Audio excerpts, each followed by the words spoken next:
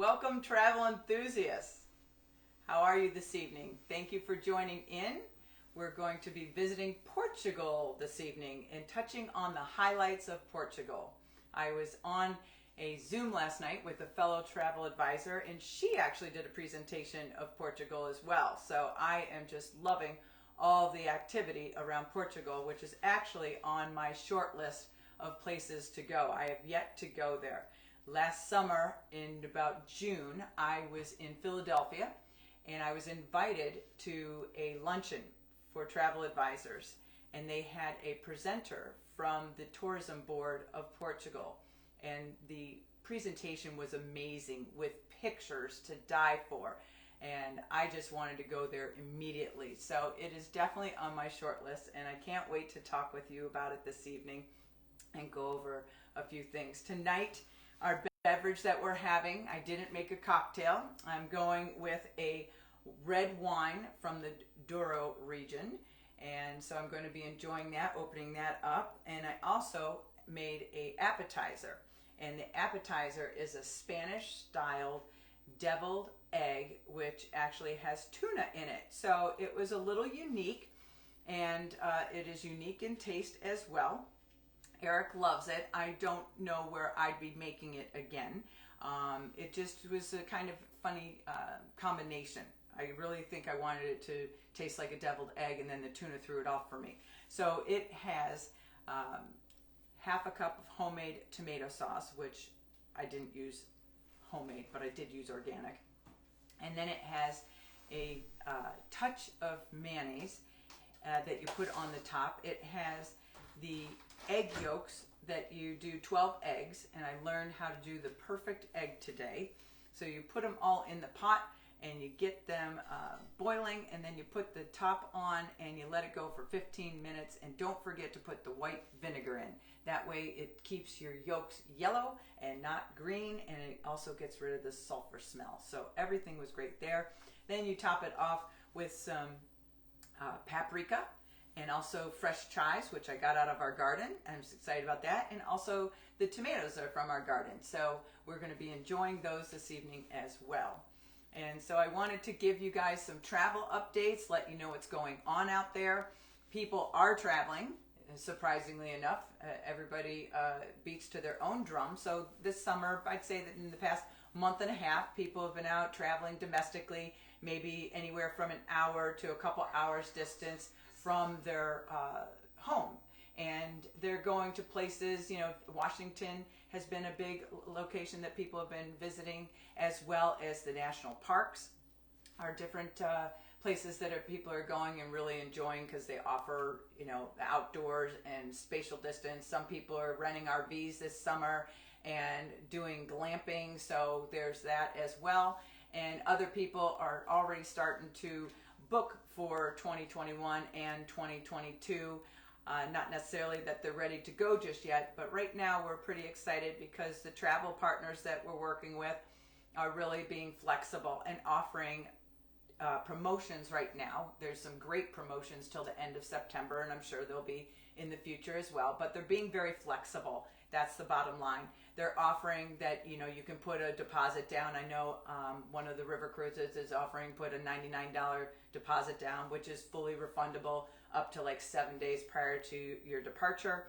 Some people are offering other deposits that are refundable right up to either the day before or day of travel. So they're definitely working with the consumers and the travel advisors so that it's a stressless process. And also the airlines are also trying to get in on that as well, and they are now waiving their change fees. Not all airlines, but most airlines. So you have United and Delta are a couple that have already waived them, and we're pretty excited about that because it makes it easier to start planning. And you have to remember that people that were traveling in 2020 that did not get to travel have already rolled those trips into 2021. So the availability for a lot of places that you might be thinking about is getting whittled down already, just because there are those trips that were rolled over to next year already. But now's the time to be dreaming and talking with me to let you know what we can do in structure and really make inspired experiences, because that's what I do. I'm Julie Johnston with Travel Light by JJ, and I craft inspired experiences for individual travelers and groups seeking exhilarating vacations that envelop you in luxury. So get in touch with me. My website is Travel Light by JJ, and I'd be happy to set up a consult call with you to go over this. So tonight we're going to have Eric come up with the travel trivia and kick that off. And the travel trivia, how that works is there's 4 rounds. There's 2 questions in each round, and he'll read the question twice, and whoever answers it the quickest and correct will be the winner. And I'll look through the thread tomorrow to see who that is and announce the winner tomorrow. And there's also a tiebreaker at the end as well. And so we also, like I had mentioned, we have some different port wines here. And so he has a fun little story of this box and some ports that he received as a 50th birthday. So come on up, Eric. Hola, hola. Thank you, Julie J. Thank you. Would you like me to start with the trivia? Sure. Or the story? How about the story? The story. Yeah. Port wine. Delicious. I have some very good European friends who are very much attuned to port wines, and as a gift, as Julie said, I did turn 50 at one point. I received Few years back. 3 bottles of port. And what I really enjoyed is one of the bottles was 10-year-old port wine from Portugal, and the other 2 were 20-year bottles. So 20, 20, and 10. So I got 50 years worth of port wine. We had a wonderful dinner party. After the party, we enjoyed them with some friends and some guests, and it was a very enjoyable, very thankful gift. I'm saving one more bottle, the last bottle. It's a tawny port. A tawny port. There's 4 different kinds of port. You have your red, your white, your rosé, and your tawny port. So this is a tawny port, and the first 2 were delicious, and absolutely delicious. And what happens is it ages longer, the fruits mellow out more. So we already had experienced 110 and a 20, and now this is a 20. And so I'm excited to try that again. And by the time we have it, it may be a 30-year-old bottle of tawny port. Yeah, he hasn't given me the go-ahead tonight to drink this. All right, let me go with some travel trivia. And I'm going to open this up. What are you all drinking this evening, and where are you tuning in from? Let us know. All right, the first 2 questions. What is Portugal's capital city? What is Portugal's capital city? Second question. What official language is spoken in Portugal? What official language is spoken in Portugal? Enjoy. Even got out the rabbit today. I forgot we had that thing. I know. I torture myself on our corks around here. Where's that thing been hiding? I know. So I'm going to steal these glasses away and try some wonderful wine from Portugal. And I'll post the recipe for the appetizers. Come on up and give me a cheers. Or how would they say it? Cheers, everybody. I don't toast think some so. protein? Okay. Cheers! Oh, look at it. What kind of wine are you guys drinking this evening? Or what beverage are you drinking this evening? Look at the fingers down the glass. This is very nice. This is from Douro? Yes. Yes, it's delicious. Yum. It's a 2016. Thank you. It is a Porto del Casado, Douro region of 2016, Portugal. And like I mentioned, we have some different ports here.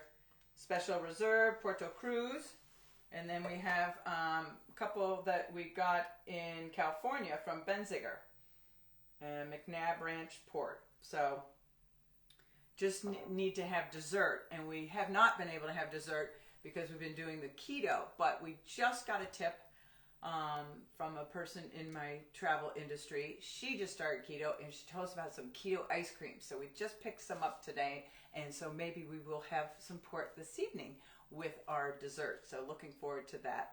What was the name of that ice cream? Enlightened. Ooh. Enlightened is the name of the ice cream, if you're wondering. And there's a non-keto that they sell and a keto. So we got 3 of the little guys in different flavors. I saw one was like Eric got like glazed donuts or something. So I don't know that. I don't really know if that's for me. I've never been a glazed donut person ever. So I'll leave that one for him. I'm going to have the peanut butter or something like that. So I just wanted to say that if you're thinking about Portugal, you're definitely thinking about Lisbon. Lisbon is one of the oldest cities in the world, and it is just full of architecture, and when you think of it, it's known for the architectural and cultural pearl of the Western Europe. So it is definitely full of so many interesting things. I would suggest probably 3 days there at a minimum to really be able to explore and go around and take in what they have to offer. They have amazing monasteries. They also have castles and towers and all sorts of interesting, beautiful things. Places that you can go. There's the Belém Tower, which you can tour, and that was constructed in the 16th century. And as all the ships that would come in to port had to stop there on their way in. So it was the first place they saw, and then it also was the last place as they were heading out to sea. Lisbon is actually on the Tagus River. It's not on the ocean, so it's on the river there. And it's the watches over the Tagus River, this Belém Tower. And like I said, you can take a tour of it, which is really a lot of fun and interesting. And you also have the tram system in the community. It's a very hilly city, so you'll enjoy the tram. It's just very much like San Francisco and their trolley system. So you have the famous tram number 28, and it's great because I would suggest it early on to do the tram because it gives you a nice overview of the city, and you get to go around and really get to see the history, and it's great people watching, and you also get to go up to the monasteries and the different castles and not have to walk up those hills. So it's a great way to get around as well. And they also have, I guess, red and green trams that are designated for tourists, which is kind of great. Just jump on there. And so those are really neat. And then they even have Santa riding on one at Christmas time. So you might see him going around. You also have Alfama district, which is the oldest part of the city. And it really, it's dating back to the Moors of Africa roots. And they got cathedrals such as the Lisbon Cathedral. And you also have lots of the tiled chapels on the fronts of them, old city walls and hidden squares, and it's just really a happening area that you don't want to miss. And you also have lots of different museums. You have the National Tile Museum, aka the Azuleos, and the tiles stands for the Azuleos stands for the tiles. They have these beautiful blue-hued ceramic tiles that they're known for and they're famous for, and it's all about the craftsmanship. And you go in and there's birds and different things in the tile and the detail, and that is what you're enjoying in these cathedrals as well as castles of these kings and queens that they have, and they are on the outside as well as the inside as well. So it's just amazing. You also have St. George's Castle, which is another highlight that you don't want to miss. And there's also the National Museum of Art. You can also do fun tours. As far as the tiles, you can actually do an excursion to actually make your own mosaic tiles. So that's something you can that I can set up for you as an activity, that if you'd like to bring home your own tile, and they are beautiful. Can't go wrong with that. And then there's also the tuk-tuk tours, which they have the ape tours over in Rome. It's very similar. They're scooters, and you have 2 seats in the back and then a single person in the front, and it's like a 3-wheeler motor scooter that's enclosed, so kind of wind resistant, that sort of thing. But you can have your own private tour and go around. It's just a fun way to see the city as well, and have an experience and get a private tour about the different places, and I can set that up for you as well.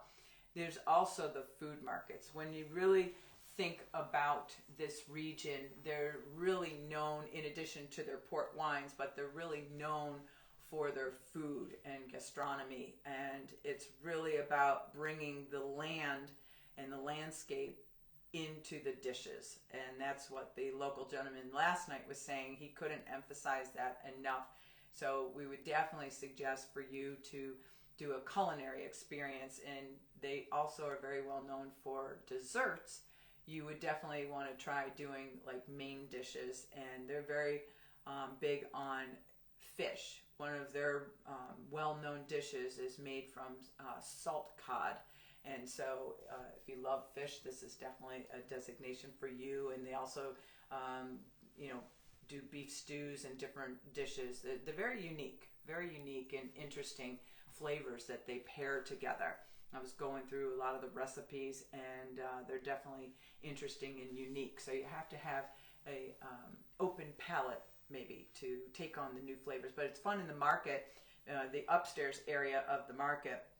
There's the 31st of Janeiro food market, and then there's and they have an upstairs and a downstairs. And in the upstairs part of the market, you can go through and taste the different wines and the ports and have sandwiches and take samplings, and it's a lot of fun to go through and try things. And that way, and you can also, it's amazing, the produce that they have there, they will only keep for 1 day, so it is super fresh, which just blows my mind. I hope they do something, some type of worthy cause with what they have there. But let's get Eric up for some more travel trivia. And then I'll get back to telling you more about the highlights of the area. And let me know what you're drinking this evening. We're having wine from the Douro region in Portugal. You just really got my taste buds going. Yes? Being from the coast of Maine, the other side of the Atlantic Ocean from Portugal, salted cod. Ooh, I love my salted fish and my fish accessories from Maine, so I'm going to be getting on that plane to Portugal to get myself some salted cod. I would try, Eric has a very adventurous palate. Me not as adventurous, but I'm a bit adventurous. But I do the salted cod because I love cod. Oh, that just sounds delicious. Yeah, it sounds good. The Atlantic Ocean from one side to the other. All right, let's go to the next round of questions. Here's 2 more questions. What is the most famous wine from Portugal? What is the most famous wine from Portugal? Hopefully you guys have been paying attention. Next question. Do you know how many islands are in the Azores? Do you know how many islands are in the Azores? So there's lots of islands with Portugal. All right. Yes, there Enjoy. is. Let's go. Book me. I want to get the salted cod. I know. Yes. Eric keeps asking me every day where we're going next. He wants me to definitely get a trip on the books for 2021 and 2022. So we're working on that ourselves, thinking about where we want to go. And like I said, there's such great promotions right now. It's well worth at least getting it on the books. And if you ever need to cancel, you can cancel. So that's the great thing about it. Other places that you definitely don't want to miss while you're in Lisbon is the Barro Alto for the restaurants. And they have al fresco dining, and it's just an eclectic area of just really seasonal places that are delicious. And also, they have the music, which is the old fado. And it's very quiet music, and it's kind of like a folk music a little bit, but it's definitely a traditional music to the region and the location. So you definitely want to make sure to take in a show with these artists. They're fabulous, and so it's really a special event that I definitely think you should do. Also, there's the Rosio Square, which is definitely the local life, which is just fun. People watching want to go there and check it out. And you have the Geronimo Monastery, which is close to the Tagus River, and it was built to mark Portugal's glorious age, the age of exploration. I love that. And there were the monks there that made the original pastel de nata, which is, I mean, they're known for their desserts. And this is kind of a custard tart, and it's also cake-like, but the nuns and the monks originally did all the baking in the area and made all these desserts. So the monks were the one who actually created this custard tart that is definitely, I'm not a big dessert person, but definitely when I'm somewhere where they're telling you we're known for this, I'm definitely interested in trying it. So that is something that you definitely want to try as well. Other things that you might want to try is going over for a day trip to Sintra. And you can either take a private car that I can arrange for you, and it's a 30-minute drive over, or you can jump on the train system, which has like a 7 a.m. train that can take you over there. And there's 8 different palaces there, of which you could take in, you know, if you go over there, take in about 4 palaces, and you can walk to these palaces, and they are really amazing. You have the Palacio Nacional, which is known for their ceramics and their tiles, and they have, you can see it far in the landscape because they have these 2 cone-like kind of ventilated stacks for their kitchen, and they're massive, so you can see them far in the distance, and it makes this castle stand out. There's also the Palacio de Pena, which is another one that stands out in color because it's got this red color, which is the old monastery, and then the palace is a yellow, and it's just big and beautiful, and all the homes surrounding it as well are very colorful. And so they had a earthquake that had damaged it, and it was originally a monastery, and it was damaged in an earthquake, and then they restored it in 1994. So they brought it back, and it's got 4 different architectural styles there, which are just so interesting and fascinating to walk around and take all in at one time. It's also a UNESCO World Heritage Site as well. So we're going to bring up Eric, do another round of the travel trivia. How are they doing tonight? I'm doing great. Oh, good. And when do we get to try your... Oh, you can try one right now. Let's have a sampling. And what do we have here again? Oops. We just come around and grab one. Okay. Ooh. These are Spanish-styled deviled eggs with tuna.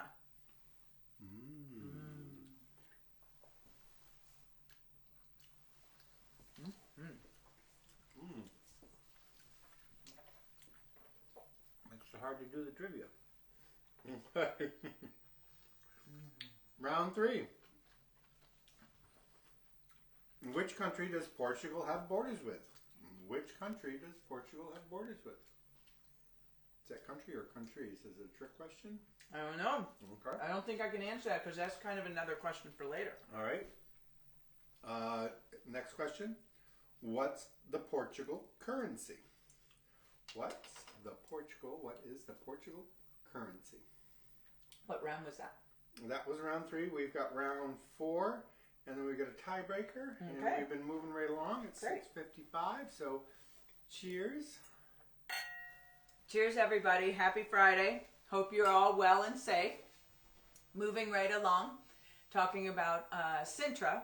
I just want to say that it's a fun day trip. You'll enjoy the palaces, and then you can get back to Lisbon and head out different directions. Another place that you would want to visit would be Cascais, and it's a small fishing village. old fishing village. But why you definitely want to go there is because it's the best seafood in the region. So that is one, if you love seafood, then that is a must to go to there. Also, you want to go over to Porto and the Douro Valley. Those are the regions of where the Porto wine comes from, port wine comes from, I should say. And then you also have the wines that come from the Douro Valley. And so that's a 3 to 3.5 hour private drive, or you can also take a train. They have a high-speed train over there as well. But those two areas are very charming and very romantic. And you can also do river cruises that I can arrange for you. And they have nice small river cruises that go in and out of there. And you can go out of Portugal, and go over to Spain. And they do round trip back to Porto, Portugal. So it's wonderful and beautiful. And they have wonderful excursions that you can enjoy doing that. And then they have the famous Don Luis Bridge, which is a double-decker metal bridge that is 951 feet long, and it goes over the Douro River. And both of the Porto and Douro are at the top of the Douro River, right at the mouth of the Douro River. And so they're both World Heritage sites as of 1996. And the bridge is a double-decker bridge, and it was constructed, the engineer was Mr. Gustav Eiffel, who actually built the Eiffel Tower. And I understand he also lived in Portugal for a period of time as well. So he was the designer, the engineer for that bridge. So that's pretty exciting. Then the other place that you definitely want to visit if you enjoy the warm temperatures is Algarve. Algarve is in the south of Portugal, and it's known for their warm and dry weather, and they have beautiful beaches, and they have sea caves, and it's a big tourist area, and there's a lot of areas that branch off of there that we can discuss that are also really a lot of fun and places to go. So there's so much to do and see in Portugal, and so many different places. And again, you can then pop over to Spain, which is nice to incorporate that, or maybe that's a different trip if you don't have enough time. But I'm going to bring Eric up for the final round of the travel trivia and the tiebreaker. And then we're going to read through the answers as Traveling well. with my Douro wine. Cheers. Cheers! Happy Friday, everyone. All right, round 4. I hope you've all been listening.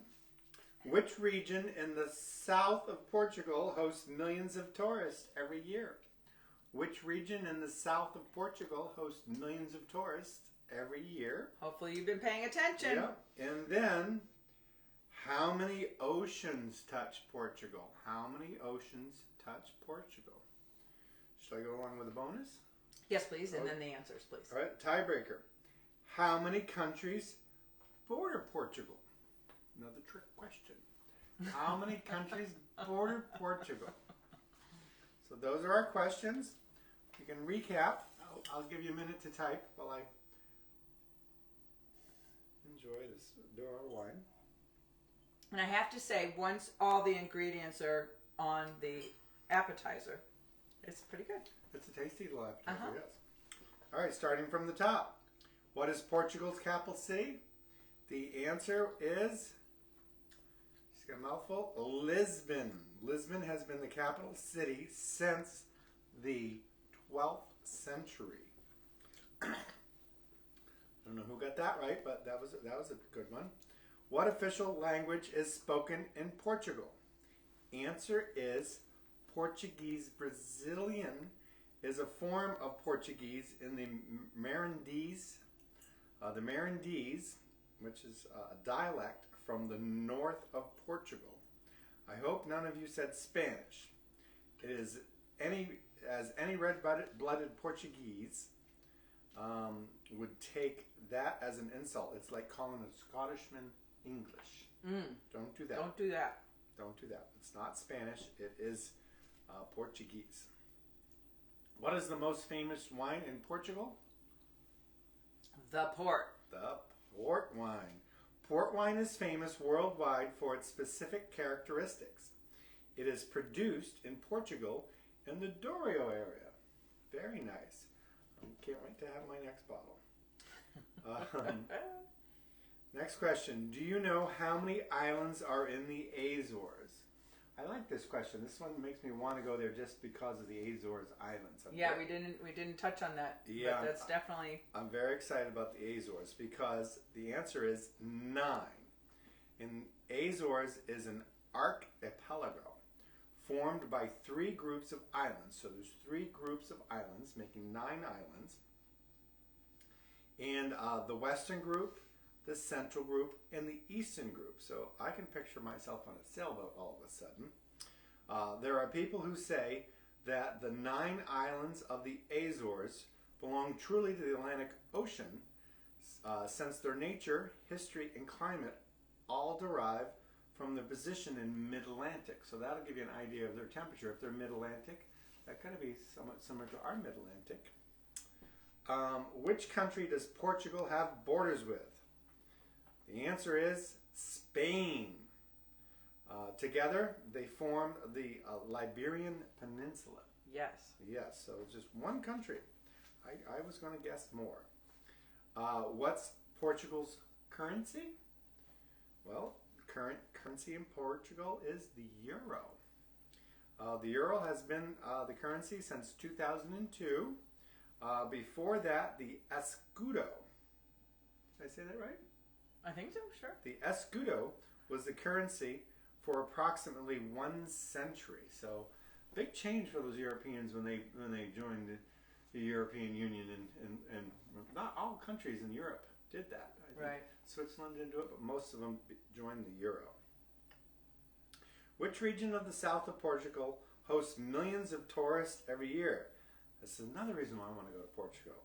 They have endless nights. The Algarve.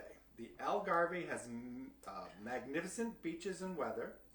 The nights in Algarve are very long in the summer, so it's just sounds wonderful. In the beaches, long Yep. summer nights, and a lot of foreigners look for the sun in Algarve. So, In the sea caves, you can kayak to them or take small boats to them, or climb down cliffs to get into a them. long summer's night in the Portugal Algarve with our port wine. There you go. All right, Stay focused. book me. Stay focused.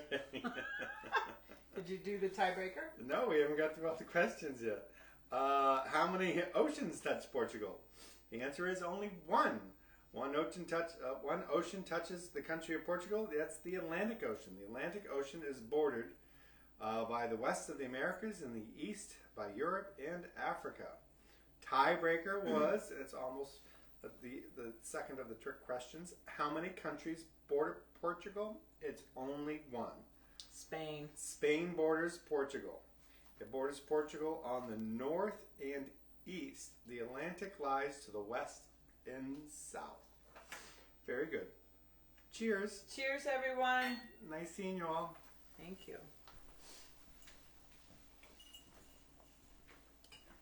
So today is actually September 11th, and I just want to acknowledge 2 things. First, it's my parents' anniversary, so happy anniversary to my parents.